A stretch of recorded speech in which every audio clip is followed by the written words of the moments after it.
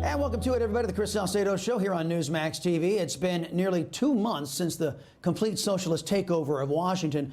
Already the nation is enduring a crisis of the border. Already the party in power is promising to bestow citizenship on those who broke our laws to enter the United States. Already left-wing institutions of higher learning like Columbia University are bringing back segregation. Already the Democrats' cancel culture is slaying Dr. Seuss, Mr. Potato Head, the Muppets, along with several Disney classics. Already the Socialist Democrats are promising to regulate nearly every aspect of our lives, and already they're promising to raise our taxes to facilitate their anti-freedom agenda. Sometimes it's hard to believe we've awakened in the United States of America. Now, those of us who are pushing back on this idiocy have ourselves become targets from left-wing extremists both in and out of the media. Those who live in glass houses should shut the hell up. That's the focus of tonight's preamble. Because Newsmax and other outlets don't treat Republicans and conservatives like pariahs, we are the subject of scorn from some of the biggest idiots and reprobates on the planet. Take, for example, Al Franken. And look, there are two universes of information right now. There's information and there's disinformation. And Fox News and OANN and Newsmax and others deal in disinformation. Okay, first, it's not Newsmax or the others that have credibility problems. The buffoonish former comedian turned disgraced senator must have missed certain information outlets that have behaved disgracefully in the era of Trump. A credible journalist, Cheryl Atkinson, chronicled at least 152 incidents where so-called news operations royally screwed up. Oddly, none of them made Franken's list. Ms. Atkinson charitably called these multiple bits of disinformation mistakes. For the record, 1 or 2 incidents is a mistake. 152 incidents is propaganda or disinformation. Curiously, Franken left the Washington Post off of his list. We know why, because the Washington Post is a left-wing outfit and has been one of the leaders of fake news over the last 4 years. 2 months ago, the Post erroneously reported that during a phone call with the Secretary of State of Georgia, President Donald Trump told the state's top election investigators, quote, to find the fraud. Trump never said it. In their correction, the Washington Post claimed they misquoted President Trump. That, too, was a lie. The president wasn't misquoted. He was accused of saying something he didn't say. Outlets like CNN, another fake news operation that Mr. Franken left off of his list, suggested the president may have broken the law when they regurgitated the Post's fake news story. Now, to their credit, CNN and the Washington Post corrected their fake news reporting after 2 months. But the reason this all happened to begin with is because these agencies traffic in unreliable sources and false information. The only criteria they appear to use in judgment of whether something is printable or airworthy seems to be predicated on how much damage it does to the GOP and conservatives, whether it's true or not. Disinformation by any other name. We are calling on the Washington Post to reveal who made these baseless allegations against President Trump. If they divulge this source, who burned them? They should. If they don't, we must also question the Post's motives. Now back to Franken. What about his credibility?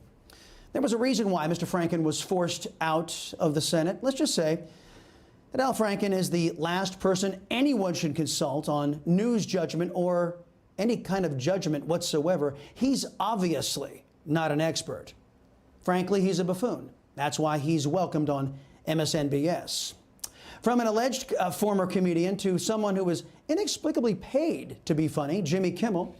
This guy hasn't been funny for years. Instead, his program is dedicated to bashing conservatives and Republicans and us. Even Marjorie Taylor Greene is running out of topics. Klan Mom was on Newsmax yesterday where she sounded an alarm at the border. You see, the greatest thing about America is this country is the place everyone wants to be. And Joe Biden has ripped our borders open and invited over 100 different countries to come here. And that's exactly what they're finding. He's taken away all of Trump's strong border security executive orders. And now we even have terrorists possibly coming into our country. Terrors and COVID, by the way. A lot of COVID, too. Oh, well, wait, I thought we didn't have to worry about COVID. Now COVID is real? I guess you two idiots should be wearing masks then, huh? Okay, first thing, that's how liberals partake in intellectual conversation. They just call people racists and expect to win any argument. Speaking of his argument, let's examine what the late-night mental midget had to say. First, he alleged that we here on Newsmax and the Congresswoman believe that the China virus doesn't exist. I know of no serious person in conservative media or on the conservative side of the ledger who has suggested that the virus isn't real. It is very real. I'm not sure where he gets that stuff. Then Kimmel suggested that Greg Kelly and the Congresswoman should be wearing masks. Now, I know Mr. Kimmel, or the folks who do his writing, they're not very well-read people.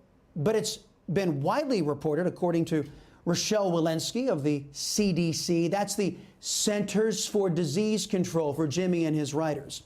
The CDC recommends that fully vaccinated people can visit with other fully vaccinated people in small gatherings indoors without wearing masks or physical distancing. The CDC also says that vaccinated people can visit with unvaccinated people from other households indoors without wearing masks. Now, Kimmel has no idea what other people's status is on the vaccine, and frankly, it's none of his damn business. But we can also flip Mr. Kimmel's argument on illegals. This guy has been carrying on about the seriousness of the China virus, yet when he and his team heard that Joe Biden and his administration were releasing illegal aliens without checking them for the virus, when his team learned of reports that those illegal aliens who were tested and tested positive for the virus were being released into America, not one word from Mr. Kimmel, the China virus warrior. What's the matter, Jimmy? Is the virus less serious now when it's being carried by illegal aliens from Yemen, Pakistan, China, the Northern Triangle countries, and Mexico? And that doesn't sound very serious or scientific to me, but hell, you're not a serious guy. You're a late-night comedian who gets paid not to be funny. And by the way, before you start falsely accusing others like Congresswoman Marjorie Taylor Greene of racism, Sometime at night, Carl Malone look up in the sky and say, what the hell going on up there? Do UFO live on other planet, phoning home like E.T.? Carl Malone read on TV about white people getting deducted by aliens, sticking all kind of hell up their butt. And that's a damn thing. Now, Carl Malone never seen no flying saucer himself, but if he do, that's going to be a spooky time. ouch, appearing in blackface isn't an activity that a dumb, woke, late-night comedian who isn't funny should be doing. Of course, we understand those were different times, before the cancerous cancel culture that guys like Jimmy Kimmel helped to create started stealing our ability to laugh at ourselves, stealing the joy out of life in late-night comedy shows. So we would never suggest that Mr. Kimmel is a racist because, well, we're fairer than he'll ever be. Hey, I'm Rob Finnerty. Thanks for watching. If you enjoyed this video, please join the conversation in the comments below. Don't forget to subscribe, too. Hit the bell icon to be alerted to breaking news. And remember, there's a whole lot more on Newsmax TV, America's fastest growing cable news network. Newsmax TV, we're real news for real people.